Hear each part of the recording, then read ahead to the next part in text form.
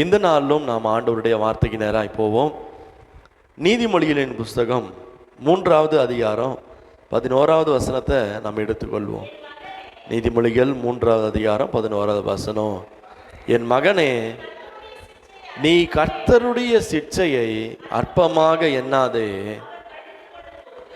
அவர் கடிந்து கொள்ளும் போது சோர்ந்து போகாதே. 2வது வசனத்தையும் வாசிப்போம். தகப்பன் தான் நேசிக்கிற புத்திரனை சிட்சிக்கிறது போல கர்த்தரும் எவனிடத்தில் அன்பு கூறுகிறாரோ அவனை சிட்சிக்கிறார். அல்லேலூயா. என் மகனே, நீ கர்த்தருடைய சிட்சையை என்ன செய்யாத அப்படின்னா அற்பமாக எண்ணாதே. கர்த்தர் ஒவ்வொரு மனுஷனையும் என்ன செய்கிறார் என்று வேதம் சொல்லுகிறது அப்படின்னா, நிறைய காரியத்தை வேதம் சொல்லுகிறது. என்ன சொல்லுகிறாரு? கர்த்தர் நம்மை ஆசீர்வதிக்கிறார். இஸ்ரவேலை ஆசீர்வதிப்பதே கர்த்தருக்கு. கர்த்தர் நம்மை நினைத்திருக்கிறார், அவர் ஆசீர்வதிப்பார். கர்த்தர் உன்னை பலப்படுத்துவார், கர்த்தர் உன்னை வழி நடத்துவார், கர்த்தர் உனக்கு விடுதலை தருவார், கர்த்தர் உனக்கு சுகத்தை தருவார், கர்த்தர் உன் போக்கை பாதுகாப்பார், உன் வரத்தையும் ஆசீர்வதிப்பார், பாதுகாப்பார். இப்படி வேதத்தில் நிறைய வார்த்தைகள் என்ன பண்ணுதுன்னா எழுதப்பட்டிருக்கிறது. கர்த்தருடைய மகிமை உனக்கு முன்னாலே போகும், கர்த்தருடைய மகிமை உன்னை பின்னாலே காக்கும், கர்த்தர் உன்னை களஞ்சியங்களை ஆசீர்வதிப்பார், உன் மாவு பிசைகிற தொட்டியை ஆசீர்வதிப்பார், உன் கூடையை ஆசீர்வதிப்பார். இதெல்லாம் போட்டிருக்கு. ஓ, இதே போல இன்னொரு விஷயமும் போட்டிருக்கு. என்ன அப்படின்னா, நீ கர்த்தருடைய சிட்சையை அற்பமாக எண்ணாதே. ஏன் அப்படின்னா, தகப்பன் தான் நேசிக்கிற புத்திரனை சிட்சிக்கிறது போல கர்த்தர் என்ன செய்கிறாருங்க? ஆமே, என்ன செய்கிறாரு? எப்படி ஆசீர்வாதம், எப்படி சுகம், எப்படி விடுதலை, எப்படி நன்மை, எப்படி ஆசீர்வாதம் மற்ற எல்லாம் இருக்கிறதோ, விடுதலை, சுகம், பலன் எல்லாமே எப்படி கர்த்தர் கொடுக்குறாரோ, அதே போலவே கர்த்தர் ஒரு மனுஷனுக்கு என்ன கொடுக்குறாரு அப்படின்னா சிட்சை கொடுக்குறார். இந்த சிட்சை என்பதற்கு அர்த்தம் என்ன அப்படின்னா, பலவிதமான சோதனைகள், அப்புறம் டெஸ்ட்டு, உபத்திரம், இதெல்லாமே கூட சொல்லலாம். இந்த சிட்சையை கர்த்தர் எதற்காக கொடுக்கிறார்னா, ஒரு மனுஷனை புறக்கணிப்பதற்காக கர்த்தர் சிட்சையை என்ன செய்யலன்னா அனுமதிக்கல. வேதம் தெளிவாக சொல்லுகிறது, தகப்பன் தான் நேசிக்கிற புத்திரனை சிட்சிக்கிறது போல. அப்படின்னா என்ன அர்த்தம்? இப்போ அப்பா இருக்கிறாரு, என் பிள்ளைய போட்டு 4 சாத்துறேன் அப்படின்னா பிள்ளை மேலே பாசம் இல்லாமல் இல்லை, பாசம் இல்லாமல் அடிக்கிறோம் இல்லை. இப்போ வெளியே இன்னொரு வீட்டு பிள்ளையை நம்ம போட்டு அடிக்க முடியுமா? முடியாது. தகப்பன் தான் நேசிக்கிற பிள்ளையை என்ன செய்கிறான்னா சிட்சிக்கிறான். இது வாங்கி தர முடியாது, உன்னால் இதை செய்ய முடியாது, நீ இப்படியே போயிடு, நீ கேட்கலாம் வீட்டை விட்டு என்ன பண்ணு, வெளியே போயிடு, சொல் பேச்சு கேட்காத இங்கே இருக்க தேவையில்லை, இப்படிலாம் என்ன செய்கிறோம், சொல்கிறோம். இப்படிப்பட்ட வார்த்தைகளெல்லாம் சொல்லும் போது பிள்ளைகளுக்குள்ள ரொம்ப வேதனை, மிகப்பெரிய வருத்தம் உண்டாகுது. ஆண்டவர் என்ன செய்கிறாருன்னா, தன் நேசிக்கிற ஒருவனை என்ன செய்கிறாரு? சிட்சிக்கிறார். தன் நேசிக்கிற ஒருவனை என்ன செய்கிறாரு? ஆமே, நமக்கு சிட்சை வருது, நமக்கு உபத்திரம் வருதுன்னா நம்ம ஒன்று நல்லா விளங்கி கொள்ள வேண்டும், கர்த்தர் நம்ம இன்னும் அதிகமாக என்ன செய்கிறாருன்னா நேசிக்கிறார். ஆமே, நீங்கள் யோபுவின் புஸ்தகம் 5வது அதிகாரம் 17வது வசனத்தை இங்கே எடுத்து வாசிக்கும் பொழுது, யோபுவின் சரித்திரம் 5வது அதிகாரம் 17வது வசனத்தை எடுத்துக்கொள்ளும் போது அந்த வசனம் சொல்லுங்க, தேவன் தண்டிக்கிற மனுஷன் யாரு அப்படின்னா, யார் அவன்? நல்ல கவனிங்க, பாக்கியவான் அப்படின்றதுக்கு அர்த்தம் என்ன அப்படின்னா ஆசீர்வதிக்கப்பட்டவன். யாரு? மேஷாக். கவனி, பாக்கியவான்னா என்ன அர்த்தம்? உனக்கு பாக்கியமும் நன்மையும் உண்டாயிருக்கும் அப்படின்னா என்ன அர்த்தம்னா, உனக்கு ஆசீர்வாதம் நிரம்பி இருக்குன்னு அர்த்தம். இப்போ இந்த வசனம் சொல்லுகிறது, தேவன் தண்டிக்கிற மனுஷன் அப்படின்னா என்ன அர்த்தம்? தேவன் தண்டிக்கிற மனுஷன் ஆசீர்வதிக்கப்பட்டவன். அப்படிதான் யோபு எழுதுறார். அடுத்த வசனம் சொல்லு, சர்வ வல்லவருடைய சிட்சையை அற்பமாக என்ன பண்ணாதீங்க, எண்ணாதீங்க. இதை குறித்து யோபு தன்னுடைய நண்பர்களுக்கு விலக்கி சொல்லும் போது என்ன சொல்றாரு அப்படின்னா, தேவன் தண்டிக்கிற ஒரு மனுஷன் இருப்பானால் அவன் இந்த பூமியில தன்னை எப்படி கருத வேண்டும் அப்படின்னா, அவனை பாக்கியவானா நினைக்கணும். ஆமே, தேவனை அடிச்சிட்டாரு அப்படின்றதுக்காக அந்த மனுஷன் பாவி இல்லை, தேவன் சிச்சையை கொடுத்தாரு, இல்லை தேவன் உபத்திரத்தை கொடுத்தாரு, இல்லை தேவன் வந்து அந்த மனுஷனை தண்டிக்கிறாரு அப்படின்றதுக்காக அந்த மனுஷன் வந்து பாவம் செய்தவன் அல்ல. வசனம் சொல்லுகிறது அந்த மனுஷன் யாருன்னா பாக்கியவான். தேவன் தண்டிக்கிற மனுஷன் யாரு? பாக்கியவான். அவன் ஆசீர்வதிக்கப்பட்டவன். தேவனால தண்டனையை பெறுகிற மனுஷன் யார் அப்படின்னா ஆசீர்வதிக்கப்பட்டவன். அவனால் அவன் வசனம் சொல்லுற சர்வ வல்லவருடைய சிற்சையை நீ என்ன செய்யாத, அற்பமா பார்க்காத. இந்த 5வது அதிகாரத்தில் யோபு ஆரம்பிக்கிறாரு, தேவன் என்னை தண்டித்தாலும் நான் அவருடைய கரத்தில் என்ன செய்யறேன்னா விழுகிறேன். தாவீது ராஜா சொல்லுகிறது போல நான் தேவனுடைய கரத்திலே என்ன செய்யறேன், விழுகிறேன். ஒரு ஆபத்து, ஒரு உபத்திரம் நடக்கும்போது ஆண்டவர் வந்து தாவீது ராஜாக்கு 3 ஆப்ஷன் தரார். என்ன ஆப்ஷன்? இஸ்ரவேல்ல நீ தொகை எண்ணிட்ட, இப்படி என்னதுனால உன் மேல நான் சாபத்தை வருவிக்க பண்ண போறேன்.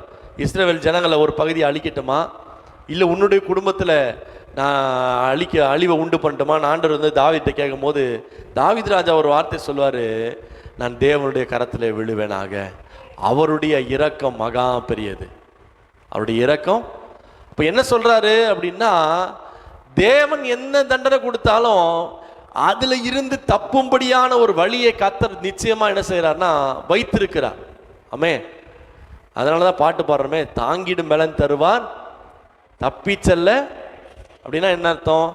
நமக்கு இந்த உபத்திரவத்தை தாங்குகிறதுக்கும் கர்த்தர் பலனை தராரு, இந்த உபத்திரவத்திலிருந்து வெளியே வர்றதுக்கு கர்த்தர் என்ன செய்யறாருன்னா பலனை தராரு.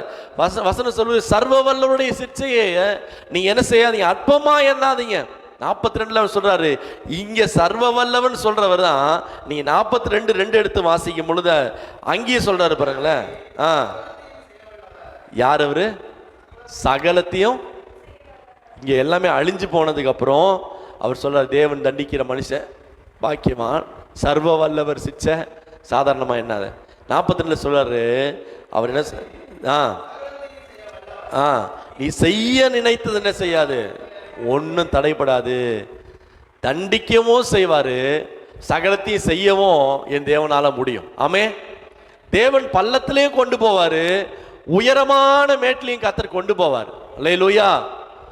ஜான் ஜெபராஜர் பள்ளத்தை ஒரு பாட்டு எழுதிய, உயர் மலையோ அப்புறம் சமவெளியோ இரண்டிலும் என்ன பண்ணுவாராம், நீரே என் தேவன். எந்த நிலையிலும் பின்னிலே தாங்கும். கீழே இறங்கும் போது ஆண்டவர் தாங்குறாராம், மேலே ஏறும் போது என்ன பண்றாராம், தூக்கி பிடிக்கிறாராம். இப்போ ஆண்டவருடைய அந்த நடத்துதலுக்கு ஒரு மனுஷன் கீழ்ப்படியும் போது ஆண்டவர் எப்படிப்பட்ட நேரத்திலும் என்ன செய்யறாருன்னா அவர் ஒரு மனுஷனை நடத்தி கொண்டு போகிறார். நீ எபிரேயரின் புஸ்தகம் 12வது அதிகாரம் 5வது வசனத்தை நீங்க எடுத்து வாசிக்கும் பொழுது, எபிரேயரின் புஸ்தகம் 12வது அதிகாரம் 5வது வசனத்தை எடுத்து வாசிக்கும் பொழுது, அன்றியும் என் மகனே கர்த்தருடைய சிற்சையை நீ என்ன செய்யாதனா அற்பமா எண்ணாதே, அவரால் கடிந்து கொள்ளப்படும் போது என்ன செய்யாத, சோர்ந்து போகாத. நீங்க நல்லா கேட்கலாம், நீ சிற்சையை அற்பமா எண்ணாதன்னு சொன்னாத கூட பரவாயில்ல, ஆனா கடிந்து கொள்ளப்படும் போது என்ன பண்ணாத, சோர்ந்து போகாதன்னு சொல்றீங்களே. எப்படி ஆண்டவர் வந்து சிற்சையை அனுபவிச்சு அதுக்கு வந்து இந்த சோர்ந்தும் போகாதன்னு சொல்றாரு, நீ எப்படி அப்படின்னு கேட்டீங்கன்னா நல்லா கவனிங்க. யோனாவை குறித்து நம்ம எல்லாருக்கும் தெரியும். யாரு? யோனா. யோனா வந்து கப்பலில் இருந்து அங்கேருந்து கடலுக்கு போய், கடல்லேருந்து மீன் வாங்கிக்கு போய், மீன் வாயிலிருந்து கரைக்கு போய் அந்த தேசம் முழுவதும் பிரசங்கம் பண்ணிட்டு, நினைவே முழுவதும் பிரசங்கம் பண்ணிட்டு கடைசியாக போய் ஒரு இடத்துல உட்காந்துறாரு. ஒரு சூறை செடிக்கில் என்ன பண்ணுறாரு, ராமனுக்கு செடிக்கில் உட்காந்துறாரு. அங்கே உட்கார்ந்த உடனே அழகா ஒரு செடியை கர்த்தர் என்ன செய்யறாருன்னா முளைக்க பண்ணுகிறார். நீங்க 4வது அதிகாரத்தில் வீட்டில் போய் வாசித்து பாருங்க. நல்ல ஒரு செடி என்ன பண்றாரு, முளைக்க பண்ணுகிறார். இந்த செடி முளைச்ச உடனே யோனாவுக்குள்ள தாங்க முடியாத சந்தோஷம். ஏன்னா அந்த பாலைவனத்தில் அப்படிப்பட்ட ஒரு வனாந்திரத்தில் ஒரு செடி வேகமாக என்ன செய்யுது, வளருது. எனக்கு ரொம்ப பிரியமாக இருக்கு, நான் ரொம்ப சந்தோஷமா இருக்கேன்.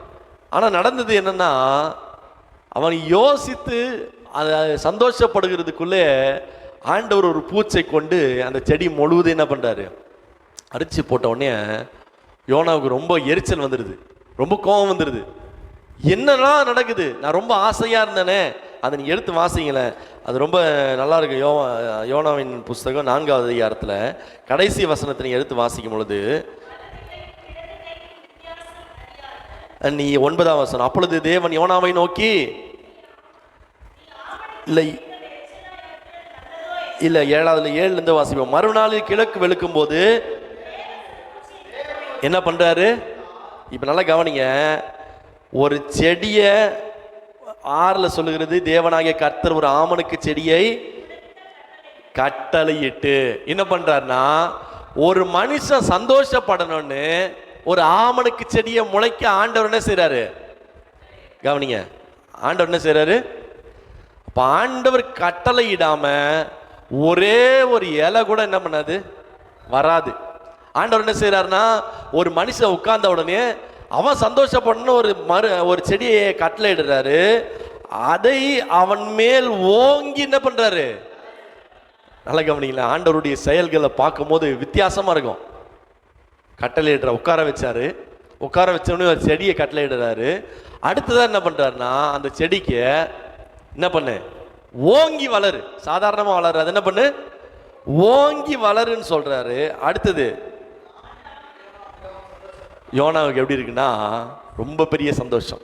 அப்பாடா, ஒரு செடி வேகமா என்ன பண்ணுது, வளருது, நம்ம என்ன பண்ணலாம், சந்தோஷமா இருக்கலாம், நல்ல வேகமா வளர்ந்துட்டு இருக்கு அப்படின்னு நினைக்கிறாரு. இவர் நினைச்சு முடிக்கிறதுக்குள்ள அடுத்த வசனம் சொல்லுகிறது, எப்பன்னா ஒரு 10 நாள் கூட அந்த சந்தோஷம் என்ன பண்ணல, யோனாக்கு நிலைக்கல. மறுநாளிலோ கிழக்கு வெளுக்கும் நேரத்திலே செடியை கட்டளையிட்டது யாரு? கர்த்தர். வளர பண்ணது யாரு? கர்த்தர். சந்தோஷப்பட வச்சது யாரு? கர்த்தர். மறுநாள்ல பூச்சியை கட்டளையிட்டது யாரு தான்? கர்த்தர். கர்த்தர் கட்டளையிட்டார்.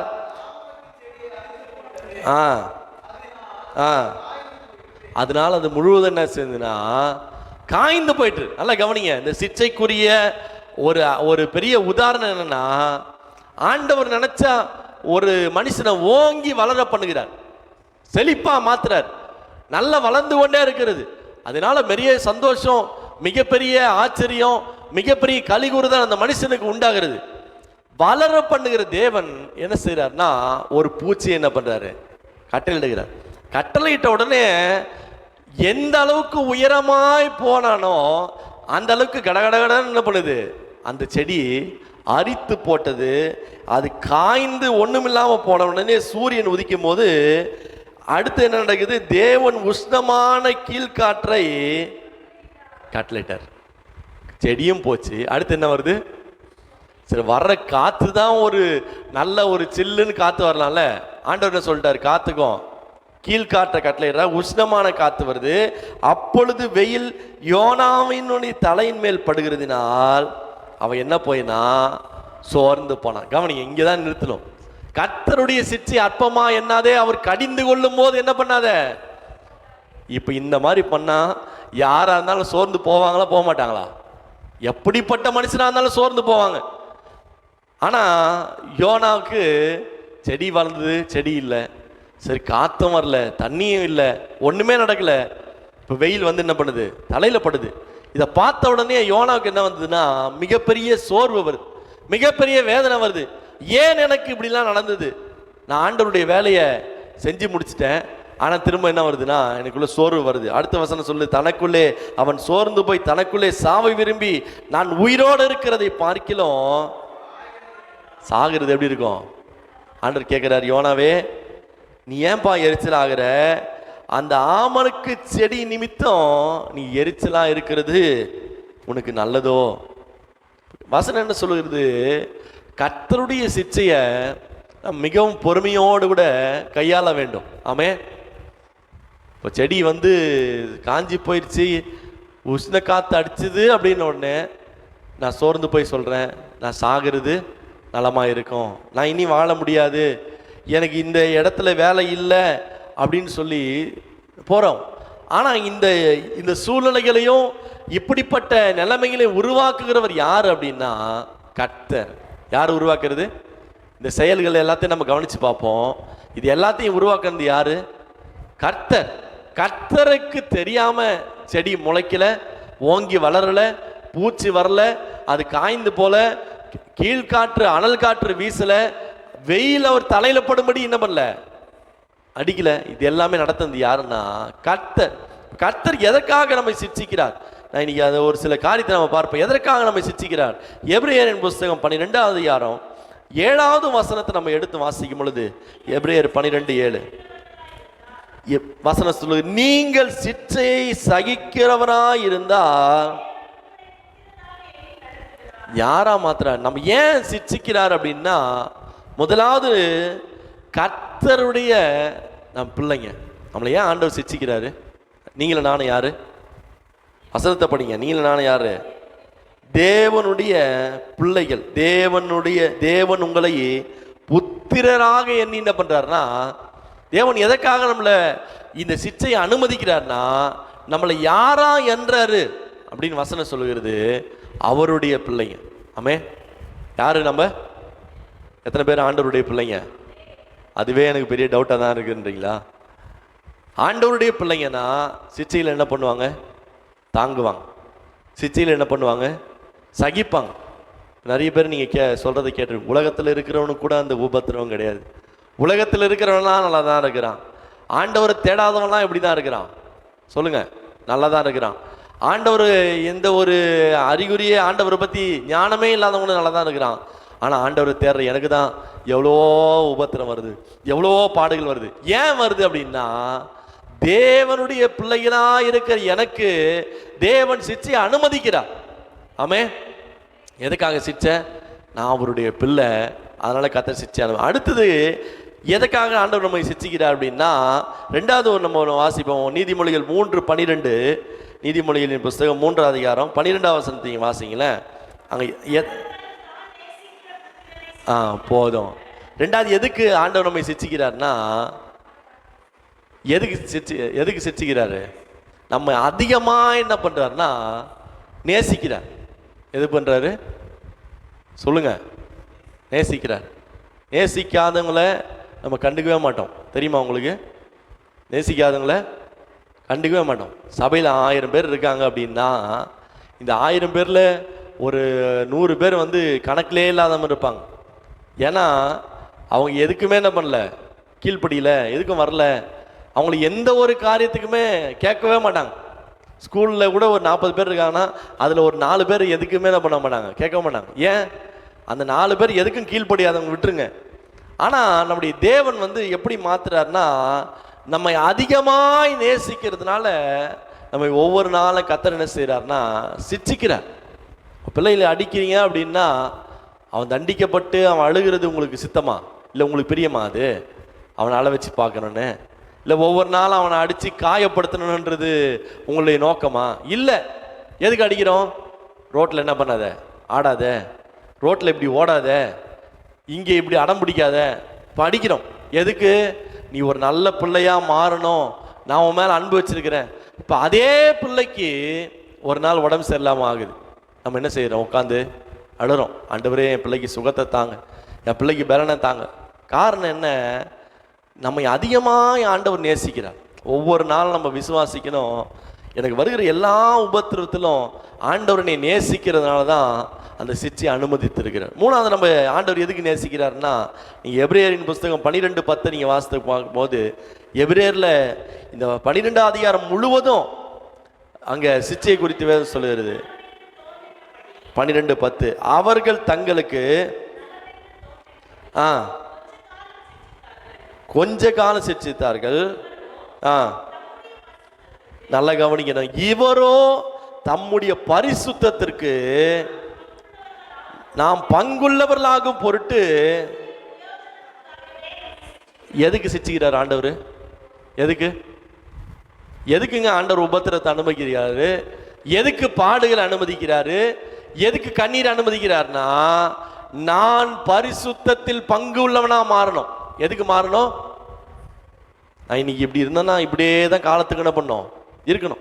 ஆண்டவர் எல்லாத்தையும் நமக்கு எல்லாத்தையும் ரெடியாக கொடுத்துட்டா நம்ம யாருன்னா ஆண்டவர் தேடுறோமா? தேடுவோம் நினைக்கிறீங்க? கவனிங்களேன், என்ன பாருங்க, தேடுவோம்.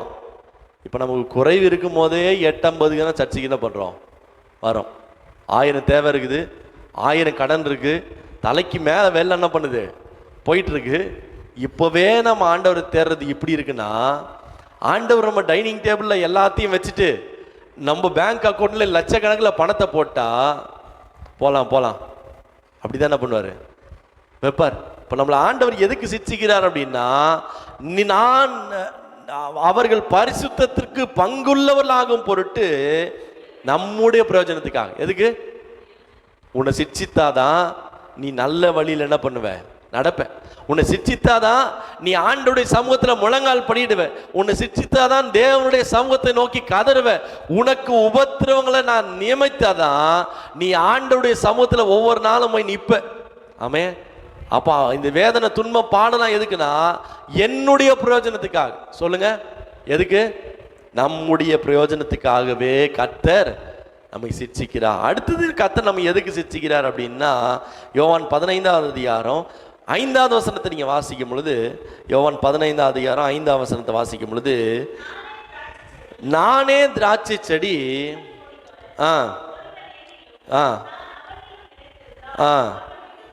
அவன் மிகுந்த கனிகள் என்ன பண்ணுவான், கொடுப்பான். அடுத்தது ஆண்டவர் ஏன் இதை சிட்சிக்கிறார், நான் வேகமாக சொல்லிட்டு போறேன். இந்த திராட்சை செடியை கொடுத்து நீங்க ஏசியால வாசிக்கும் பொழுது ஆண்டவர் ஒரு கேள்வி கேட்பாரு. இந்த திராட்சை செடிக்காக நான் வேலி அடைத்து அதுக்கு நீர் பாய்ச்சி கற்களை பொறுங்கி அதை நான் பாதுகாத்து பராமரித்து வந்தேன். அதுவோ எனக்கு கசப்பான கனிகள் என்ன பண்ணுதுன்னா கொடுத்துருச்சு.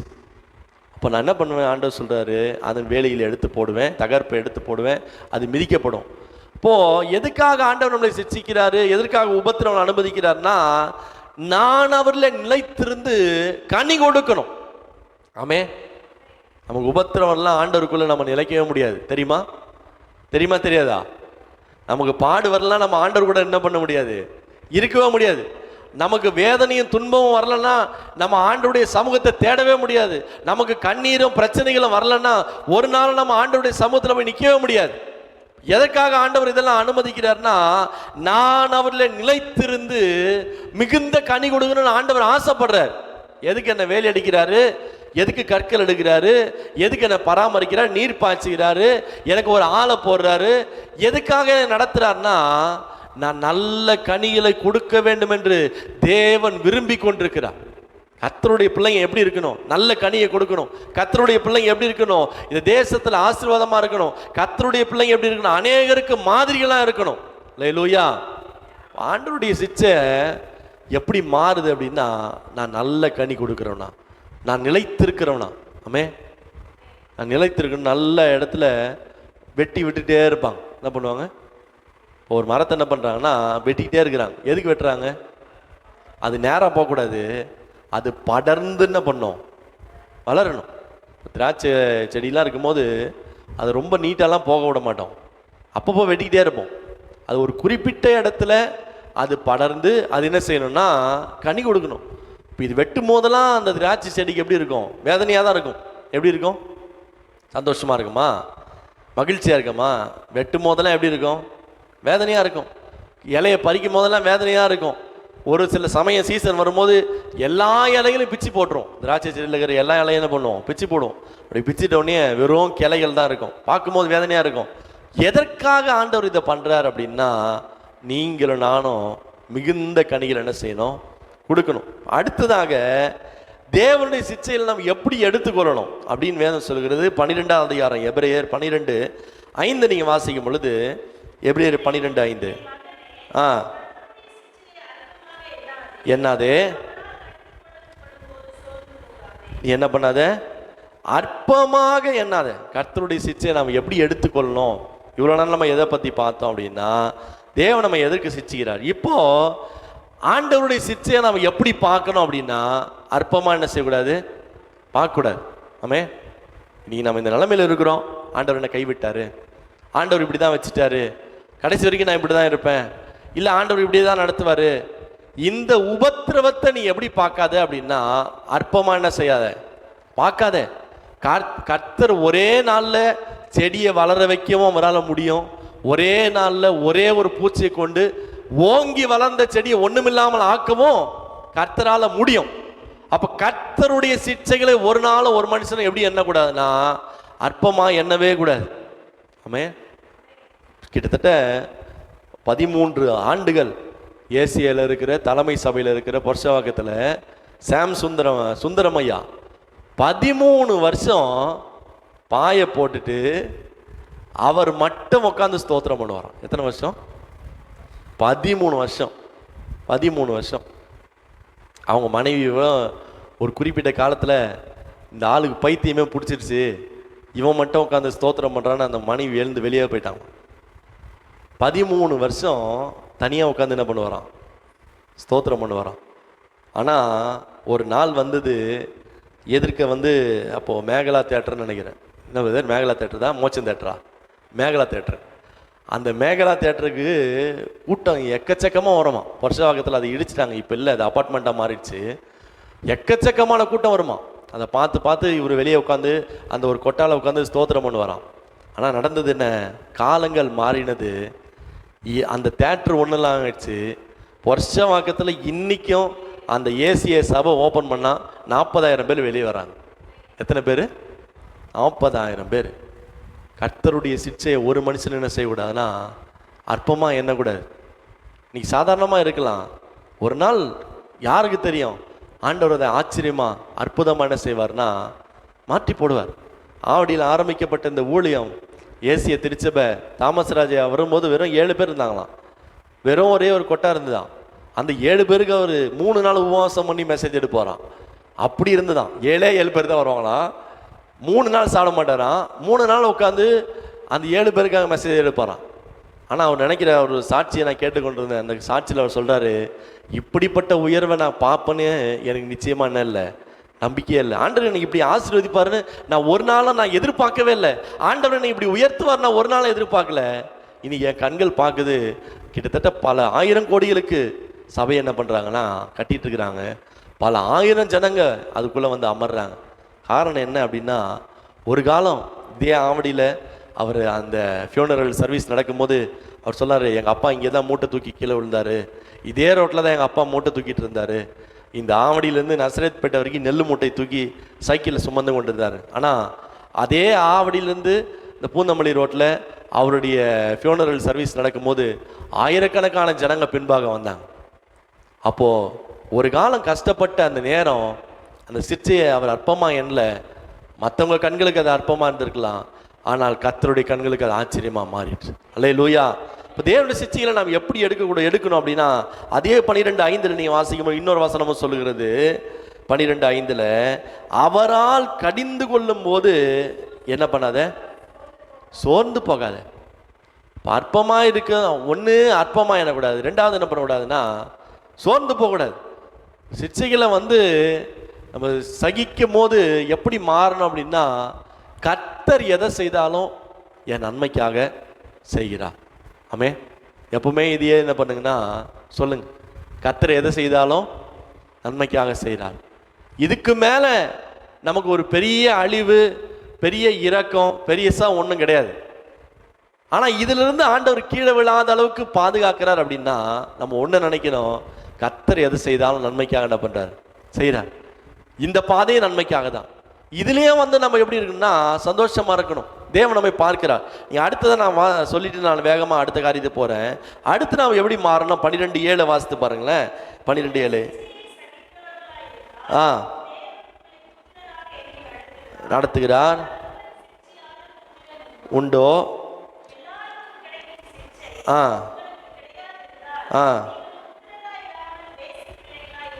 இப்போ இது வேற மாதிரி சொல்லிட்டாங்க. எல்லாருக்கும் கிடைக்கிற சிக்ஷை நமக்கு கிடைக்காது இருந்தால், நீ 10வது வசனம் நினைக்கிற 10வது வசனம், அவர்கள் தங்களுக்கு நலமென்று தோன்றின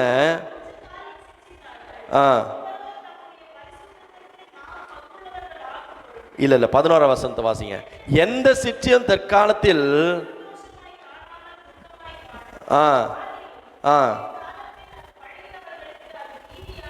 அது எப்படி இருக்குன்னா, எப்படி இருக்கும்?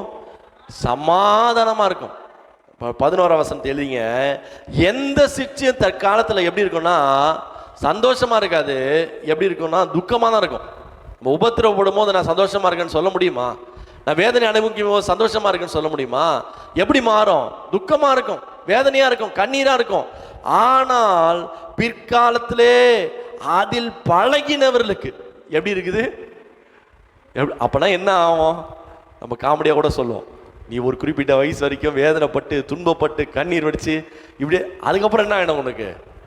இப்போ இதெல்லாம் வேத புஸ்தகத்துல இருந்தா என்ன பண்றானுங்க, இந்த எல்லாம் எடுத்து எழுதுறான பொழுது இப்போ இந்த துன்பங்களையும் சிற்சைகளையும் என்ன பண்றான் இவன் ஏற்றுக்கொண்டு பிற்காலத்திலே அதில் பழகினவர்களுக்கு எப்படி இருக்குன்னா அது சமாதானத்தை தருகிற பலனா மாறிடும். இதிலே ஒருத்தன் நடந்து நடந்து நடந்து பழகிட்டான் அப்படின்னா அவன் எங்க வந்தாலும் எந்த சூழ்நிலையிலும் எப்படிப்பட்ட நேரத்திலும் அவன் அசையாம சமாதானமா இருப்பான்.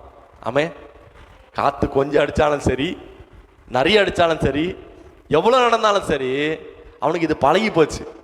உபத்திரமும் சிற்சையும் அவனுடைய வாழ்க்கையில ஒன்றாக என்ன செய்யுது? பழகி போச்சு. ஆகினால அவனுடைய வாழ்க்கை எப்படி மாறுதுன்னா சமாதானமா மாறுது. இப்போ இந்த குறித்து நம்ம வேதத்தில் நம்ம எப்படி வாசிக்கிறோம் அப்படின்னா, நீ எடுத்துக்கொள்வோம் ஆதியாகமத்தின் புஸ்தகம் 16வது அதிகாரம் 6வது வசனத்தை நம்ம எடுத்துக்கொள்வோம். ஆதியாகமத்தின் புஸ்தகம் 16:6 எடுத்துக்கொள்வோம். அங்கே ஒரு அம்மாவை ஆண்டவர் சிட்சிக்கிறார். எப்படி?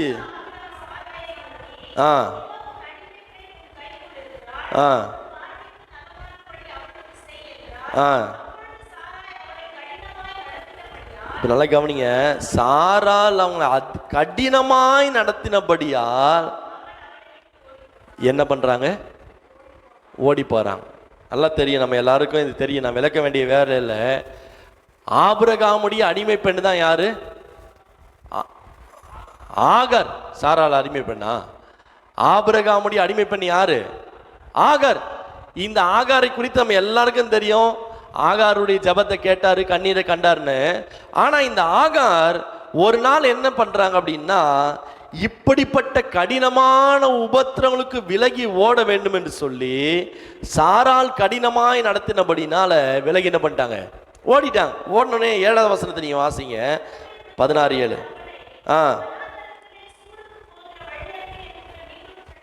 நீரூற்று அடையில் கண்டு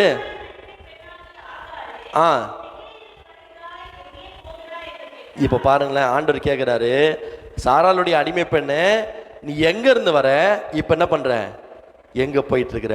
நல்லா கவனிங்க. ஆண்டவருக்கு தெரியுமா தெரியாதா? ஆகார் எங்க இருக்கிறாங்கன்னு தெரியும், எங்க வராங்கன்னு தெரியும், எங்க ஓடுறாங்கன்னு பண்ணுவோம் தெரியும். ஆனா ஆண்டவர் தெரியாத மாதிரி கேட்கிறாரு, நீ எங்க இருந்து வர, எங்க போற? அதுக்கு அந்த அம்மா சொல்றாங்க,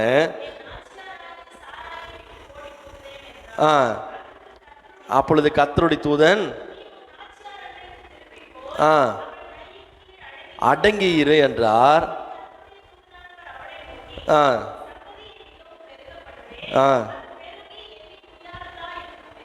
இப்ப வாக்கு தத்தத்தை கொடுத்து இவர் எங்க அனுப்புறாரு அப்படின்னா விடுதலைக்கு அனுப்பல. வசனத்தை நல்லா கவனிக்கணும். வாக்கு தத்தத்தை கொடுக்கிறார் ஆண்டவர். வாக்கு தத்தத்தை கர்த்தருடைய தூதன்னா கர்த்தர் தான். இப்ப வாக்கு தத்தத்தை கொடுத்து இவர் நீ புறப்பட்டு போமா, நான் உன் கூட இருப்பேன், நான் உன்னை ஆசீர்வதிப்பேன் அனுப்பல. வாக்குத்தத்தை கொடுத்து எங்க அனுப்புறாருன்னா, நீ எந்த இடத்துல உபத்திரவத்தை அனுபவிச்சியோ, எந்த இடத்துல உன்னை நொறுக்குனாங்களோ, எந்த இடத்துல உன்னை கடினப்படுத்தினாங்களோ, எந்த இடத்துல உன்னை கொடுமையா வேலை வாங்கினாங்களோ அந்த இடத்துக்கு என்ன பண்ணு, திரும்பி போ, அங்க அடங்கிரு. நமக்கு எல்லாருக்கும் தெரியும். இதே ஒரு 5 அதிகாரத்துக்கு தள்ளி வந்தனா ஆகார் தன் பிள்ளை எடுத்துக்கொண்டு ஒரு துருத்தி தண்ணியோடு கூட என்ன பண்றாங்கன்னா புறப்பட்டு வராங்க. நீ நினைச்சு இதெல்லாம் கவனிச்சு பார்த்தீங்கன்னா ரொம்ப ஆச்சரியமா இருக்கும். ஆண்டவர் ஆகார் தனியா வரும்போது நீ வராத போய் அடங்கிருந்தாரு. ஆனா அடுத்த முறை பிள்ளையோடு வரும்போது கர்த்தர் நீரூற்றை கொடுத்து பிள்ளையை ஆசீர்வதித்து உயர்த்தினார். காரணம் என்னன்னா, கர்த்தருடைய சிட்சைக்கென்று கர்த்தர் ஒரு காலகட்டத்தை நியமித்து வைத்திருக்கிறார். அது வரைக்கும் நீ போய் சாராளுடைய களத்துக்கு என்ன பண்ணு, அடங்கி இரு. ஒரு நாள் நீ இதே வனாந்தரத்துல நடக்க வேண்டிய நேரம் வரும். அன்னைக்கு நான் உன்னை திரும்பி போன்னு சொல்ல மாட்டேன், நீ இந்த வழியா ஆசீர்வாதத்தை நோக்கி போன்னு நான் உனக்கு சொல்லுவேன். ஆமே, நீ ஆண்ட சொல்லிட்டார், நீ போய் அடங்கிரு. ஏன்? உனக்கு குறிக்கப்பட்ட காலம் வருகிற வரைக்கும், நான் உனக்கு வைத்திருக்கிற அந்த சிற்சையை சகிக்கிற வரைக்கும், நான் உனக்கு நியமித்திருக்கிற அந்த உபத்திரவங்களையும் பொறுத்து கொள்ளு மட்டும் நீ போய் என்ன பண்ணுனா அடங்கிரு. அன்னைக்கு இந்த அம்மா வரும்போதே ஆண்டவர் ஆசீர்வச்சு நீ இப்படியே புறப்பட்டு போமா அப்படின்னு சொல்லியிருந்தா எப்படி போயிருப்பாங்கன்னா, தனியாக போயிருப்பாங்க. எப்படி போயிருப்பாங்க? எப்படி போயிருப்பாங்க? ஏன்? ஆகாருக்கு பிள்ளை இல்லை, வீட்டுக்காரர் இல்லை, யாரும் இல்லை, ஆனால் போனாரு. போயிட்டு அங்கே ஒரு பிள்ளை பிறந்த பிறகு அந்த பிள்ளைக்கு இஸ்மவேல் பேர் வச்சு இப்போ வராங்க. இப்போ திரும்பி போன்னு சொல்ல, நான் உன்னை பழுகி பெருக பண்ணுவேன், இவன் பலத்த ஜாதியாக மாறுவான், நீ புறப்பட்டு போன்றார். ஆமே. அப்போ இந்த கொஞ்ச கால சிக்ஷை நமக்கு என்ன கொண்டு வருகிறது அப்படின்னா, ஒரு ஆசீர்வாதத்தை கொண்டு வருது. பிள்ளைங்க எதுக்கு உதாரணம் அப்படின்னா ஆசீர்வாதம். இந்த பிள்ளையை கொண்டு கர்த்தர் பல ஜனக்கூட்டங்களை ஆசீர்வதித்திருக்கிறார்.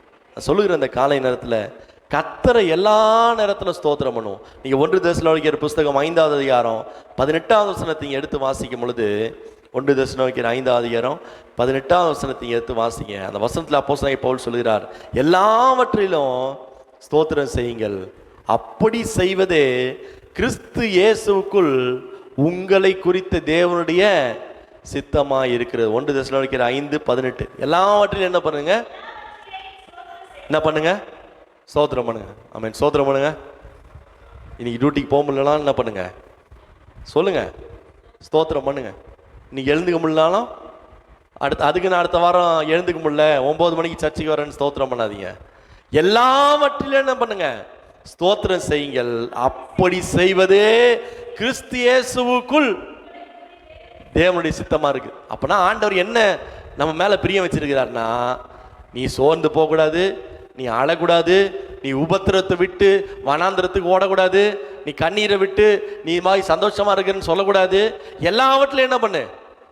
ஸ்தோத்திரம் பண்ணு. ஆமே. அதனால ரோமர் 8:36 சொல்லுது, உயர்வானாலும் தாழ்வானாலும் வேற எந்த நிலையானாலும் மரணமே ஆனாலும் நான் எப்படி இருக்கேன்னா கர்த்தருக்குள்ள சந்தோஷமா இருக்கிறேன். எதுவும் என்ன பண்ண முடியல, சேதப்படுத்த முடியல. இப்போ இன்றைக்கு நம்ம ஒன்று விசுவாசிங்க, எல்லா நிலைமைக்காக கர்த்தரை ஸ்தோத்திரம் பண்ணுங்க. ஆமே. எல்லா நிலைமைக்காக கர்த்தரை ஸ்தோத்திரம் பண்ணுங்க. எல்லாம் கர்த்தரை கரங்களை உயர்த்தி ஸ்தோத்திரம் பண்ணும். இப்பொழுது இருக்கிற நிலைமைக்காக ஸ்தோத்திரம் பண்ணுங்க. இனி வருகிற நிலைமைக்காக ஸ்தோத்திரம் பண்ணுவோம். இப்பொழுது இருக்கிற சூழ்நிலைக்காக ஸ்தோத்திரம் பண்ணுவோம். இனி எந்த சூழ்நிலை வந்தாலும் ஸ்தோத்திரம் பண்ணுவோம்.